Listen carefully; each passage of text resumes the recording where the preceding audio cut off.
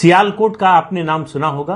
पाकिस्तान का जो पंजाब है, उस पंजाब प्रांत है, उसका एक जिला है सियालकोट। लाहौर से उसकी दूरी है 135 किलोमीटर और जम्मू से सिर्फ 42 किलोमीटर। गोपीनाथ बारदोलाई जो असम के बड़े नेता थे, देश के नेता थे, असम के खास तौर से बड़े नेताओं में थे, वो चाहते थे कि सियालकोट जो है वो भारत में रहे। जब भारत पाकिस्तान का बंटवारा हो रहा था, देश का बंटवारा हो रहा था कहना चाहिए, उस समय वो चाहते थे। वो सियालकोट उस समय हिंदू बहुल या हिंदू बहुसंख्यक जनसंख्या वाला इलाका था। फिर भी तय हुआ कि इसका फैसला जनमत संग्रह से होगा। जनमत संग्रह की तारीख तय हो गई, वोट का तरीका तय हो गया और तारीख और जो है समय तय हो गया। फिर कुछ लोग थे जो लाइनों को देखते रहे, इस इंतजार में थोड़ी देर खड़े रहे कि शायद ये लाइन छोटी हो जाए, शायद कम हो जाए, जल्दी वोट देने का मौका आ जाए तो वोट देकर जाएंगे।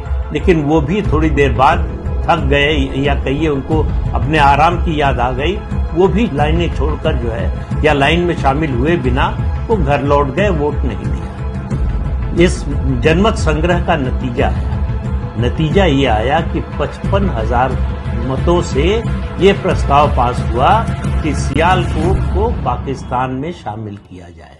सियालकोट भारत में शामिल होते होते पाकिस्तान में चला गया। मालूम है क्यों? 1 लाख हिंदुओं ने वोट नहीं किया। उस समय सियालकोट में हिंदुओं की कुल आबादी थी 2,31,000, 2,31,000। उसमें से 1 लाख ने वोट नहीं दिया। 55,000 से यह प्रस्ताव गिर गया। उसके बाद आपको याद होगा कि 1946 का 16 अगस्त का दिन, जब जिन्ना ने डायरेक्ट एक्शन की कॉल दी, जब डायरेक्ट एक्शन की कॉल दी तो उसका कहर जो है वो सियालकोट में भी बरपा। हिंदू औरतों की इज्जत लूटी गई, उनकी हत्या की गई, बड़े पैमाने पर कत्लेआम हुआ और जो लोग आराम करने के लिए घर गए थे वो हमेशा के लिए आराम की नींद सुला दिए गए। और 1951 यानी ये 1941 के सेंसस की फिगर बताई मैंने, 2,31,000 हिंदू पॉपुलेशन थी और 1951 यानी 10 साल बाद जब सेंसस हुआ, और जब ये मैं बता रहा हूँ 1941 के सेंसस के आधार पर, तो 1946 की बात कर रहा हूँ। 1951 में जो सेंसस हुआ उसके मुताबिक सियालकोट में हिंदुओं की आबादी केवल 10,000 बची, केवल 10,000 बची। और 2017 की फिगर के अनुसार सियालकोट में हिंदुओं की आबादी सिर्फ 500 है। आज पता नहीं एक भी हिंदू वहां है या नहीं है। उस दिन अगर सियालकोट के हिंदुओं ने वोट दिया होता तो सियालकोट हिंदुस्तान में होता और वहां जो हिंदू थे वो सब जिंदा होते। तो वोट न देने का क्या असर हुआ ये आप इस बात से समझिए। एक वोट न डालने से, ये सोचकर कि हमारे एक वोट न देने से क्या होता है, क्या उसका नतीजा होता है, ये उसका सबसे बड़ा उदाहरण है सियालकोट। असल में क्या है कि हिंदू जो कौम है, हिंदू जो समाज है, वो बड़ा आलसी समाज है। वो राष्ट्रीय जो मुद्दे हैं उन पर उस तरह से कभी उत्तेजित नहीं होता, उस तरह से कभी जो है वो उस तरह की निष्ठा नहीं दिखाता। उसको लगता है कि हमारा व्यक्तिगत हित सदे उस काम में हमारी रुचि है। और खास तौर से सबसे अफसोस की बात यह है कि हिंदू समाज का जो पढ़ा लिखा वर्ग है वो और ज्यादा आलसी है इस मामले में।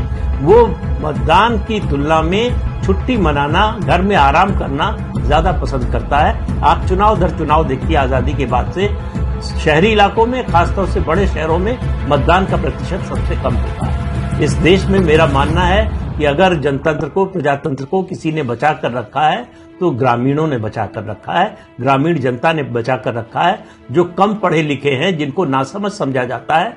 दरअसल इस देश में जनतंत्र के सबसे बड़े रक्षक वही लोग हैं। तो वोट देने जाएंगे नहीं और नरेंद्र मोदी से ये अपेक्षा करेंगे कि वो देश में क्रांति कर दे, सब कुछ बदल दे, लेकिन हमसे वोट देने के लिए ना कहें। हम वोट देने के लिए नहीं निकलेंगे। तो वोट न देने का क्या नतीजा होता है, अगर आपको आज समझ में नहीं आ रहा है तो कम से कम अतीत से, इतिहास से सबक सीखिए। एक वोट न देने से सियालकोट का क्या हुआ, सियालकोट के हिंदुओं का क्या हुआ, इससे अगर आप सबक नहीं ले सकते, इससे अगर आपको जमीनी हकीकत समझ में नहीं आती तो आप अभिशप्त हैं उसी गति को प्राप्त करने के लिए जिस गति को सियालकोट के हिंदू प्राप्त किए। ये आज का जो दौर चल रहा है हिंदू पुनर्जागरण का दौर है, सनातन धर्म की पुनर्स्थापना का दौर है। इसमें मैं कहता हूं कि अगर आप नरेंद्र मोदी के खिलाफ हैं तो निकलकर उनके खिलाफ वोट दीजिए, लेकिन वोट दीजिए।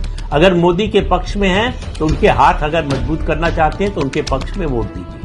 किसी को वोट दीजिए, लेकिन वोट जरूर दीजिए।